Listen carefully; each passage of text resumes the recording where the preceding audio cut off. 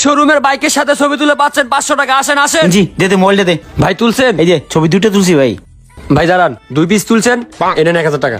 ভাই আবার আইসেন। ঠিক আছে ভাই, 1000 টাকা। হ ভাই, হব ইনকাম। হ ভাই, 1000 টাকা পাইছি রে। আসেন আসেন। হাই দোকানদার, আমার 3 প্যাকেট বেনসন আর একটা চিপস দাও। হেরাস মুন্না যে বাদামের বাদাইমে জীবন একটা টাকা কামাই করে দেখলো না, সারা জীবন খাইছে ডারবি, এখন এসে 3 প্যাকেট বেনসন সিগারেট চাইতেছে। ঘটনাটা কি রে? চাচা ঘটনা তো আমি বুঝলাম না। কিরে তুই 1000 টাকা নোট কই পাইছিস? চুরি করছিস না ব্যাংক ডাকাতি করছিস? চাচা তোমার আমার দেখলে কি চোর মনে হয়? লটারি পাইছি, লটারি। লটারি? কি লটারি বাজতে আমার একটু কোয়া দিই।